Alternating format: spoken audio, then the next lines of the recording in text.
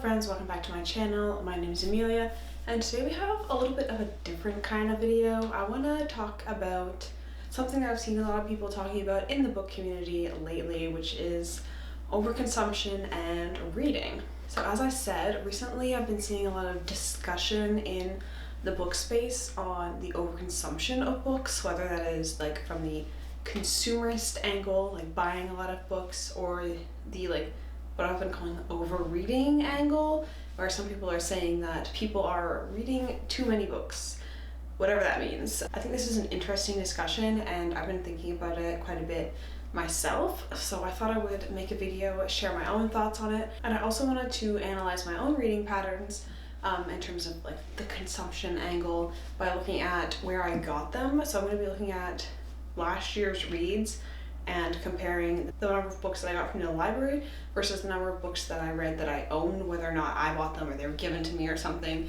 But yeah, I'm excited to talk about this, so let's go ahead and jump into it. Alright, let's talk about this overreading concept, which is just the name that I've given to this idea that reading X number of books, where X is just an arbitrary number decided by some random person, is too many.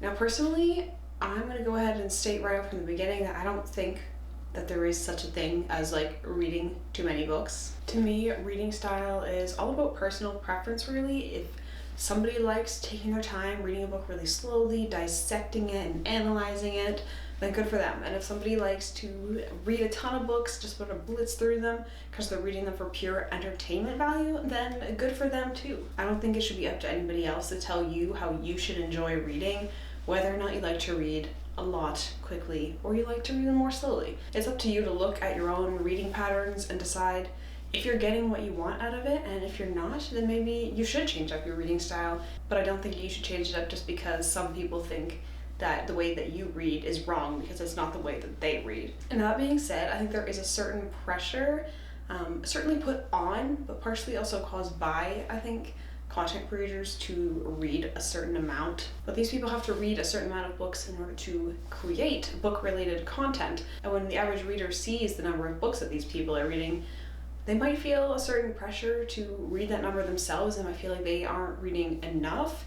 And while that's probably pretty useless for me to tell you to just ignore whatever pressure that may put on you, it is important to remember that these people, these content creators, and I'm not including myself in this because this is like a hobby for me, but it's their job, and so they have a lot more time that they're able to allocate to reading than the average person with a full-time or even a part-time job is going to have. But anyway, that's all I really have to say on the overreading side of the discussion. I'm really on the camp of read however you want, but just make sure that you're enjoying your reading and read in the way that is the most enjoyable for you. But yeah, let's go ahead and talk about the consumerism angle a little bit more, because that's the part where I think it's a little more interesting and I have a little bit more to say. So to begin talking about overconsumption in the book industry, I wanted to begin by looking at my own book consumption last year, specifically in terms of where I got them from. Did I buy them or did I borrow them? I use the library a lot, both to avoid collecting books that I don't specifically want to add to my collection, but I do want to read them, and also the expense. Honestly, I could not afford to read as many books as I do if I had to buy all of them. So the library makes it a lot more affordable for me to read as many books as I do, because I mean otherwise I just couldn't do it. So I'm going to list every book that I read last year and where I got it from, whether I own it physically, whether it was bought or given to me, own it digitally, got it physically from the library, or got it digitally from the library. And when I'm talking about digital, I really mean audiobooks. I don't really read books on screens. That doesn't really appeal to me. So yeah, in the digital section is all just audiobooks. And then as I list each one, I'm going to indicate with an icon somewhere whether or not I'm happy with the way that I read it. So like if I'm happy I bought it, versus if I'm unhappy that I bought it, or I'm happy I read it from the library, or I wish that I had bought it instead of getting it from the library. But yeah, I think that is everything explained. So let's go ahead and start with all the books that I read physically that I own. And I'm listing these sort of in the order that I read them, not that it really matters because it's going to be broken up depending on where I got it, but I don't know. In case you were curious what the ordering is, it's not like a rating, it's just chronological. Well, yeah, so the first book in the bought/given physical category is Ship of Magic. Then we have Mad Ship, Ship of Destiny, Crown of Swords, Axiom's End, Over the Woodward Wall, Season of Storms, Hunger of the Gods, Tress of the Emerald Sea, Path of Daggers, The Dragonbone Chair, The Stone of Farewell, Fellowship of the Ring, The Counselor, The Eye of the World, Winter's Heart, To Green Angel Tower, Frugal Wizard's Handbook, A Magic Steeped in Poison, Fool's Errand, The Great Hunt, Crossroads of Twilight, Yumi and the Nightmare Painter, Golden Fool, Fool's Fate, Ninth House, The Dragon Keeper, Dragon Haven, Frankenstein, Murtagh, City of Dragons, Blood of Dragons, Knife of Dreams, and Legends and Lattes, for a total of 34 books. And then in the category of audiobooks that I own, we have Cultish, The Body Keeps the Score, An Immense World, The Wager, Sapiens, Guns, Germs, and Steel, and The Endurance, for a total of 7 books. So that is a grand total of 41 books that I own in some format. And then if we look at the physical books that I got from the library, we have The Bear and the Nightingale, Chain of Iron, Chain of Gold, A Deadly Education, Invasion of the Tierling, Fifth Season, Vita Nostra, Black Wolves, Brothers of the Wind, The Unspoken Name, Obelisk Gate, Prior of the Orange Tree, Stone Sky, The Range of Dragons, The City We Became, Black Sun, Fevered Star, The Shadow of What Was Lost, This Is How You Lose the Time War, The Fires of Vengeance, The Night Circus, The Lies of Lockamora, A Venom Steeped in Poison, The City of Brass, The City of Copper, The Blade Itself, and Our Wives Under the Sea, for a total of 26 books. And I also checked out an additional 16 physical library books that I didn't end up reading. And then the final category is audiobooks that I got from the library. So under that, we have The Once and Future Sex, Starry Messenger, My Hygge Home, The Little Book of Hygge, and The Storm Before the Storm, for a total of 5 books in that category, and a total of 31 books that I read from the library, plus the other 16 that I borrowed that I didn't actually read. So if we look at just the library books and we assume an average price of like 25 Canadian dollars, obviously some books cost more than that, and the average price might be a little bit higher now, depending on the format you like to buy, but we're going with just kind of an average. We're picking a number. So if we use that number of 25 Canadian dollars, then I saved about $1,050 just from the physical books, and that includes both of the ones that I read and didn't read. And then I also looked up an average carbon footprint for printing a book, and I have no idea if this number is like super accurate. I didn't do like a deep dive, I'm going to admit that here to you now. But the number that I got was 16.5 pounds of carbon per book. So the carbon footprint of all the library books I borrowed this year would be 693 pounds. Now obviously these books were still printed, so like that carbon was still used, but it's not just gonna sit on my shelf and be read like one time, maybe 2 times by me.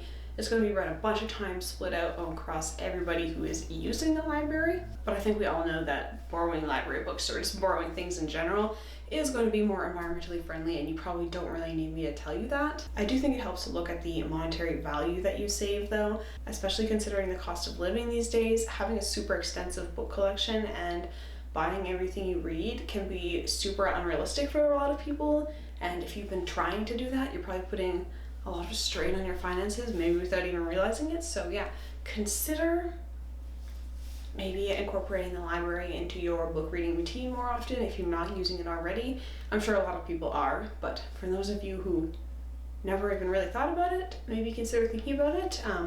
Obviously I don't know how accessible libraries are for everybody, but if you do have access, consider getting yourself a library card. Does the book space have an overconsumption problem?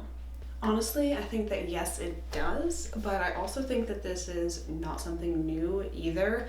People have been collecting books and having little home libraries or big home libraries since printed literature was easily available, and I'm pretty sure that those libraries were probably not 100% read either. However, it is my opinion that social media, the usual catalyst, has had an impact on the mass purchasing of books.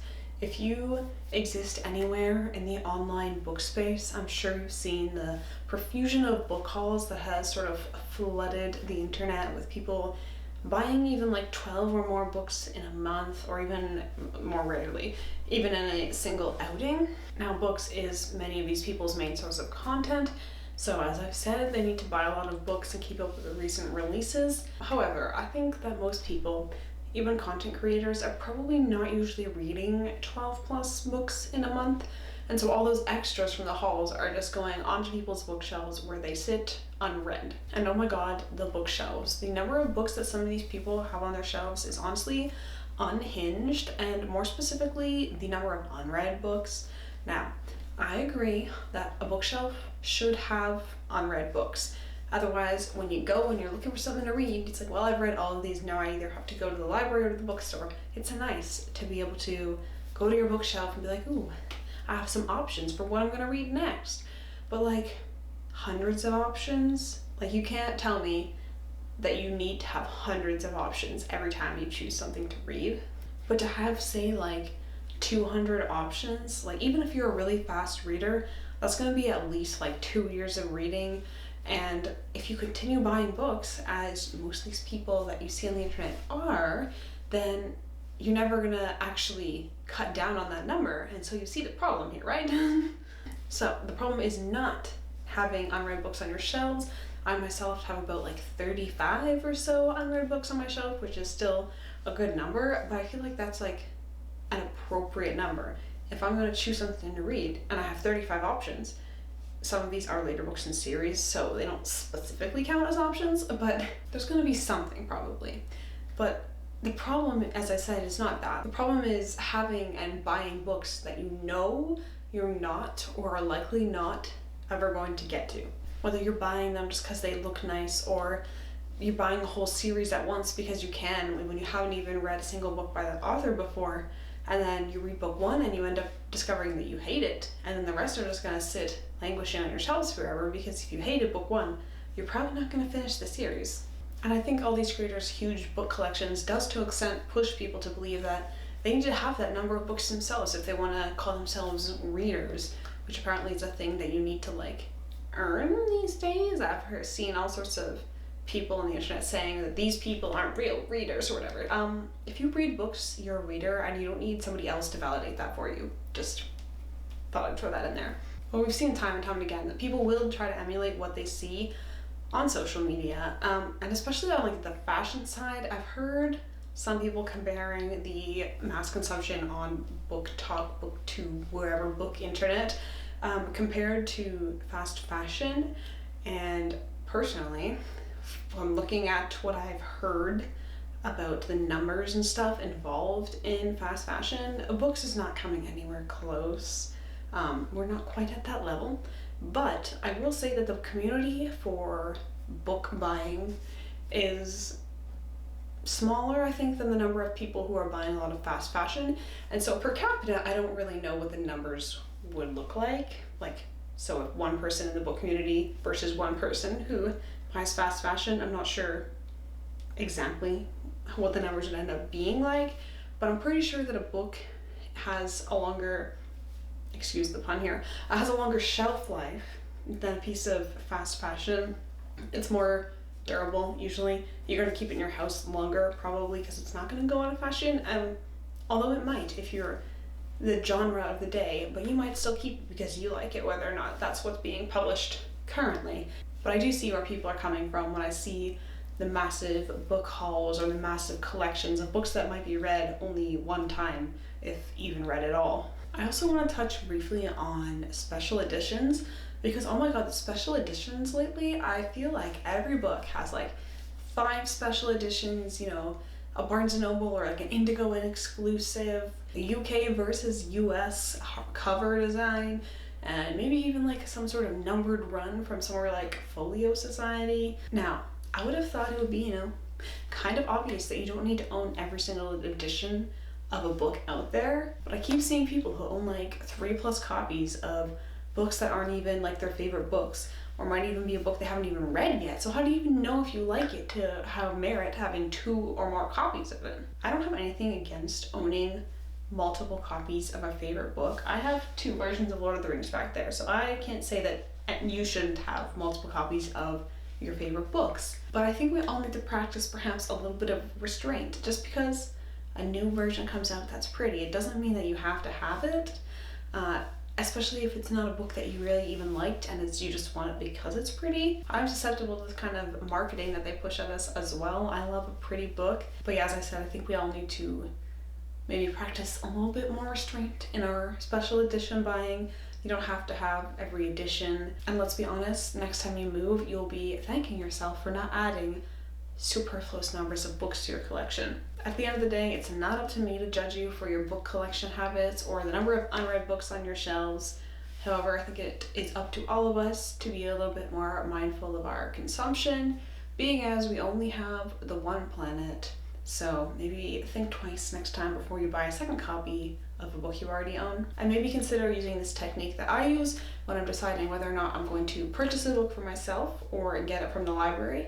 And then just ask yourself a few questions. The first of which would be, have I read from this author previously and really liked this work?